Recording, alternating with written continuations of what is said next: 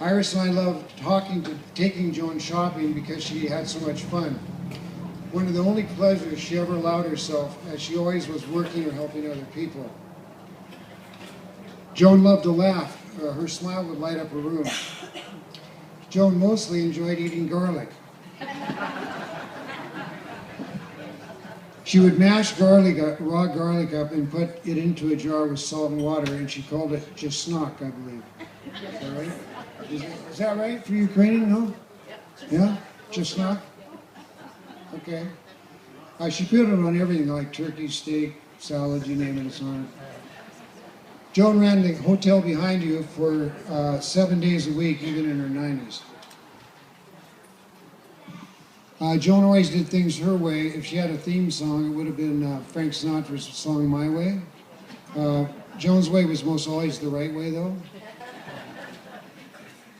Anyway, good afternoon. My name is David Wakefield. I'm Joan's son-in-law. My wife Iris. Hey! Joan's daughter, not mine. And her beautiful granddaughter, Crystal. Raise your hand, please stand up.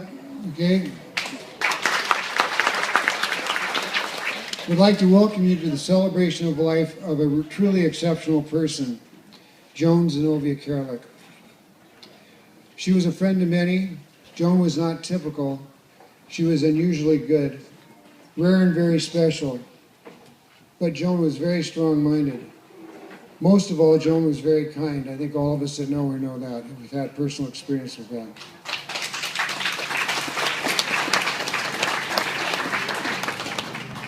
I would like to thank you all for coming. It means a lot to us. We really appreciate your caring, especially for those of you who have come from so far away. So thank you. Iris, Crystal, and I would like to thank everyone for their organizing this event. There's too many names, too many people to mention everyone, but you've done a great job, and we really appreciate you helping us with this celebration. So thank you very much. I would like to welcome a very special friend, Reverend Don Congo. Where are you, Don? There he is over there. For being here and speaking to us today when I'm through. Unfortunately, Danny Hooper could not make it today as he is hosting the Canadian Country Music Awards, so a little bigger event than this. For those of you that don't know Danny, Danny is an internationally known award-winning singer, songwriter, and MC. He wanted to come and sing for Joan. Danny is a longtime friend of hers. He sang here in the Gainford Hotel when he was 16 years old. Joan paid him $60. It was his first real gig. So Danny says Joan was the person to ever pay me for playing music. A turning point that arguably launched a 10-album recording career for him. So good for Joan. The first time I was in the hotel bar was 40 years ago. Iris said to me, come and meet my parents in Gainford. It was not your typical first meeting. A fight broke out in the bar, and before you know it, Joan was right in the middle of the fight. You know her, you know she was, right? I jumped in the middle to help her out. Eventually we got the RCMP to come and calm things down. But she was right there. You saw the stairs there. She was dragging guys by their hair down the stairs. It was quite funny, actually. Joan grew up loving to play baseball with her sister Elsie. She traveled all over Alberta during World War II playing. After being away playing, her dad would wake her early in the morning and ask, Joan, did you win? If she had won, she didn't have to do her morning chores, so that made her even more enthusiastic about winning. This is how I feel Joan developed her strong will and determination. Actually, there was a movie made about girls like Joan called A League of Their Own. I don't know if you saw it or not. It starred Rosie O'Donnell, Jenna Davis, and Madonna. You may have looked at that. Joan married William Kereliuk and moved to Harry Hill, Alberta. It was named Harry Hill because the buffalo slept on the hills, and of course their hair got all over the hills, right? So Harry Hill. She moved to Edmonton to run the Commodore Grill. This is with her sister and brother-in-law, Elsie and Mike Boshak. The grill was across the street from the McDonald Hotel. Joan and her husband bought the Gainford Hotel in 1954, so a few years ago. She ran the hotel for almost 60 years until she became ill. Gainford was an original coal mining boom town named after, guess what, Mr. Gaines and Mr. Ford. Gainford had 3 hotels, the Superior, the Victoria, and the Gainford Hotel. And the Gainford's the only one still here. Well, is the Victoria still here? No. Gainford had a school, hospital, 2 grocery stores, and later a motel and a garage. Joan and Bill bought the hotel with a partner, Sam Lissiker. They added on to it and changed the entrance to face the highway because it used to face the railroad track behind us. Due to faulty wiring, the hotel burned to the ground 3 years later in 1957. They bought their partner on and rebuilt the hotel. It was a great hardship as they were defrauded by their insurance company out of their insurance money. So that was tough. With the help of relatives on the weekends, a carpenter friend, Mike, and others, the hotel was rebuilt. Don and Gloria Chignita, there they are, well remember as they were here most weekends, as were other siblings of Joan's husband, William. So thanks, guys. Auntie Eunice, hi Auntie. Auntie Rose, remember too as they brought their portable sewing machines to the hotel and made curtains. Do you still have your sewing machine? Sewing machine, do you still own one?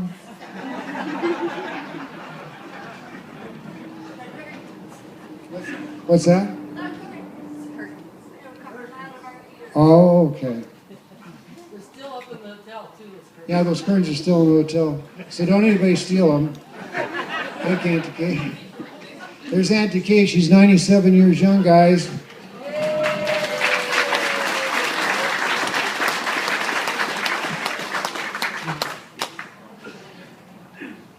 Sadly, Joan left us on October 29th, 2012.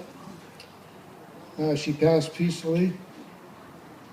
Iris and I were able to spend every day with her for the last few months of her life, which was a comfort to her and us.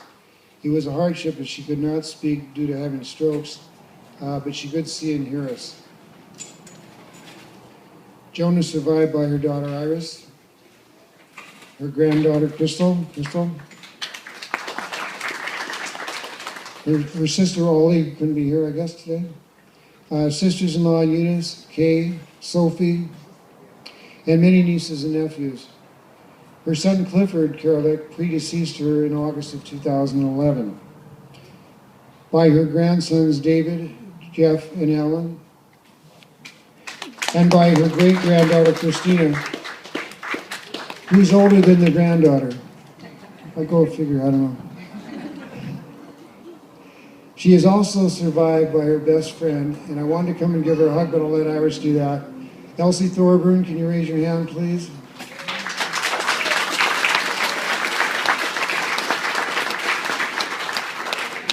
We've always loved Elsie. She's been a friend of Joan since, I think it's 1958, is that right? She used to drive Joan everywhere they went. We used to come visit us, and she would drive her down, because Joan didn't drive that much. Anytime a toilet broke down, or a window was broken, or anything was to be done, any shopping to be done, any caring to be given to someone, it was Elsie right there to help her. She was a caring, loving friend, and we do thank you, and God bless you for that, Elsie.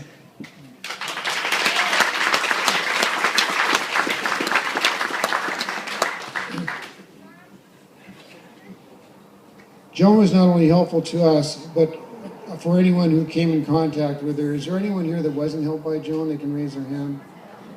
She was a very, very helpful girl. Neighbors, people passing through Gainford, anyone who needed food or shelter. She delivered Christmas dinners to people in the area every year, all the old bachelors and people that couldn't get out. She would actually bring them food for Christmas. She would offer them free rooms in the hotel, lent money that was unbelievably most often not repaid. That was a big thing of hers. Hosting dinners for Stars Air Ambulance benefits. You all know Stars Air Ambulance, right? The rescue company. So she really helped get them off the ground and get their helicopter. Most notably, her 50 years of charity work while in the Royal Purple. We have some Royal Purple people here, don't we? Anyway, she marched. We want to thank you girls for all your charitable work in the neighborhood and all around Alberta for all your help. Thank you so much. So her charity touched us all. I think the most significant thing about Joan that in her success is that she did it on her own. Iris and I were never around her. We lived 400 miles away most of the time. And her husband passed away 35 years ago, so it was Joan was just doing everything on her own. Joan's life was that of serving others. Losing Joan is the hardest thing that Iris and I have ever experienced. She will be missed by many. I know the world is a better place now that Joan was in it. But we got to remember Joan worked very, very hard, 7 days a week, 12 hours a day, and had a really hard life, actually. May she rest in peace now. Knowing and loving Joan over the years, I feel if she would have elected, said a few words, if she could have been here with us today, she would have said the following: I'm always with you. When I'm gone, please release me, let me go. I have so many things to do and see. You mustn't tie yourself to me with too many tears. Be thankful we had so many good years. I gave you my love, and you can only guess how much you've given me in happiness. I thank you for the love that you have shown. But now it's time I travel on alone. So grieve for me a while if grieve you must. Then let your grief comfort by trust that it is only for a while that we must be apart. So treasure the memories within your heart. I won't be far away, for life goes on. And if you need me, call and I will come. Though you can't see or touch me, I will be near. And if you listen with your heart, you will hear all of my love around you, soft and clear. And then when you come this way alone, I'll greet you with a smile and a welcome home. It's been an honor. It's been an honor to speak to you about Joan. I have a lot of love and respect for her. And I feel with me every day. It's amazing. She passed away almost a year ago, and I think about her, and we're together every day. Thank you all for caring too. I am honored, truly honored, to have Reverend Don Congo with me. Reverend, could we have you come up and say a few words, please? And I'll be back to you after the Reverend speaks. So.